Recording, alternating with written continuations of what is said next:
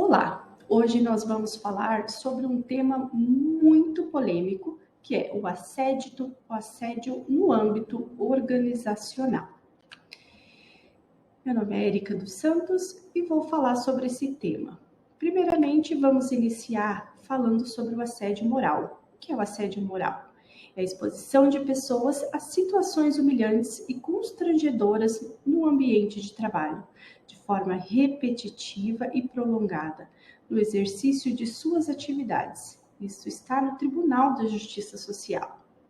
É o ato de constranger alguém com o intuito de obter vantagem ou favorecimento sexual, prevalecendo-se o agente da sua condição de superior hierárquico ou ascendência inerente ao exercício de emprego, cargo ou função.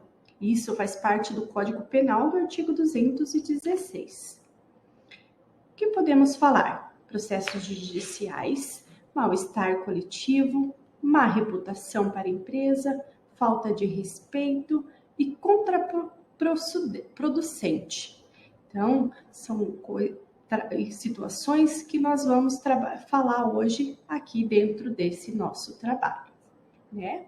Aqui a gente vai falar sobre o behaviorismo e limitações de comportamento dentro das organizações, né? O que temos que fazer? Combater a presença do machismo nas organizações em atos que à primeira vista parecem ser apenas descontraídos, mas carregam desrespeito em seus significados.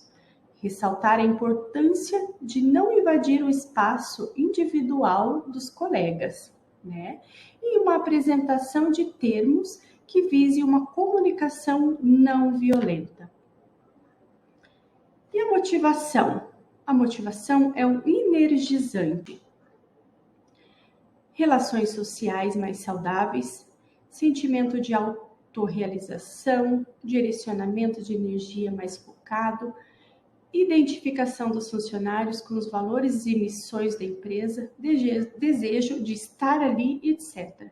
A motivação e o desempenho dependem diretamente dos resultados produzidos entre as associações das funções de todos. A relevância de ter em mente que um ambiente agradável de trabalho implica logicamente em melhores resultados para as organizações e para os trabalhadores.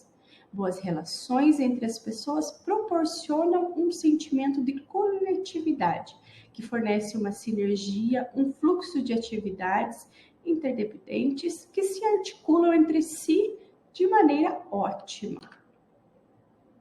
Quando uma mulher é assediada sexual ou moralmente em seu ambiente de trabalho, além disso, ir contra o que impõe a legislação, a própria manutenção da sua função na empresa fica comprometida, na medida em que ela acaba tendo que conviver com o seu assediador regularmente, e se ações cabíveis não forem tomadas para responsabilizar o culpado e reparar a vítima, as dimensões dessa situação podem se agravar. Quanto a algum contexto no qual alguém humilha um funcionário que está em uma posição hierárquica inferior, isto vai contra qualquer indicação de modelos a serem seguidos dentro da organização, sendo tais comportamentos alvos de combate. E qual o propósito de uma equipe? As equipes devem preservar dentro de seu interior a empatia pela posição dos outros trabalhadores, para que todos tenham noção de que estão atuando em conjunto, unindo esforços. A equipe, por ser composta por mais de uma pessoa, é sempre diversa. Assim, as diferenças relativas ao posicionamento político, sexualidade, gênero e etc. devem ser respeitadas desde que essas não ofendam os direitos de uma das outras. O poder da organização da fala não pode ser subestimado. É a consideração pelo discurso do outro que garante que todos possam se expressar sem interrupções agressivas. Vamos a 2 exemplos. Um rapaz novo, iniciante na empresa, pede instruções sobre onde fica a máquina de xerox e a funcionária mais velha, que já está há 30 anos no cargo, responde grosseiramente que fica na casa da mãe dele. Isso é uma atitude desnecessária e que deve ser tratada devido ao efeito de inimizade e hostilidade que isso gera na equipe. Temos também Um senhor de 80 anos que compra um produto tecnológico em uma loja de eletrônica e após sair da loja, a equipe se reúne para rir e ironizar as dificuldades que ele tem sobre o aparelho. Aí entra a parte de liderança, né? O que é a liderança?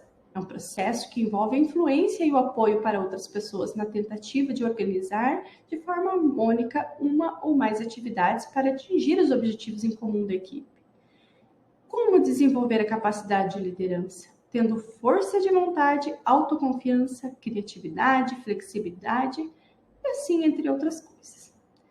Quais são os estilos de lideranças? Líderes positivos que enfatizam a recompensa, líderes negativos que utilizam instrumentos baseados nas penalidades e ameaças, autocráticos, né, na escolha dos procedimentos e estratégias, e os líderes consultivos, né, que saber a posição de alguns funcionários sobre um assunto, e líderes participativos que trabalham pela via unilateralidade do vínculo.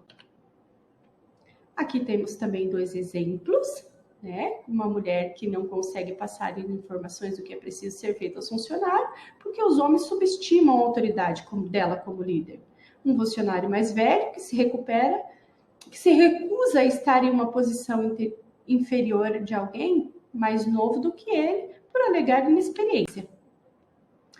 É relevante o entendimento do papel da liderança e do fluxo hierárquico organizacional, no qual percorrem as informações e atividades ali realizadas, para propiciar uma relação de compromisso entre líderes e colaboradores. A liderança precisa estar atenta ao que acontece nas relações entre funcionário e suas equipes. Se o foco for apenas no produto do trabalho, toda a estrutura organizacional corre perigo, devido à pobreza de um olhar que, em tese, deve conduzir sua equipe da melhor maneira. Muito obrigada!